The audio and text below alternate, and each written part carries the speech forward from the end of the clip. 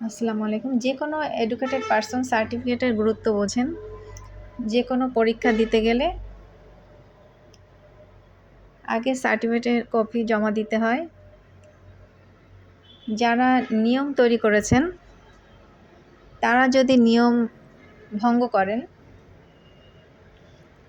তাহলে বিচার ব্যবস্থা থাকে না বলা যায়। উদাহরণস্বরূপ শুনেছি জনৈক একজন বড় নেতার সন্তানের প্রেম বিয়ে ইত্যাদি নিজের নিয়ে জটিলতা একজন শিক্ষার্থী সার্টিফিকেট আটকে রেখেছেন। তার বিরুদ্ধে অভিযোগ ওই শিক্ষার্থী অনেক টাকা হাতিয়ে নিয়েছে। একজন শিক্ষার্থী এবং সাধারণ নাগরিক হিসেবে বলতে চাই, নেতা তার সন্তানের কোনো খোঁজ রাখেন না। তিনি এরকম কথা বলতে পারতেন না।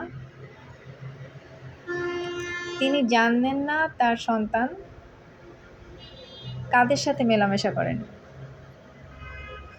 ভুল তথ্য নিয়ে কানে হাত না দিয়ে চিলের পিছনে ছুটে সার্টিফিকেট আটকে রেখেছেন। একজন সাধারণ শিক্ষার্থীর বদদোয়া দিচ্ছি, সাধারণ নাগরিক হিসাবে তীব্র নিন্দা জানাচ্ছি। অবশ্যই ক্ষতিপূরণ করতে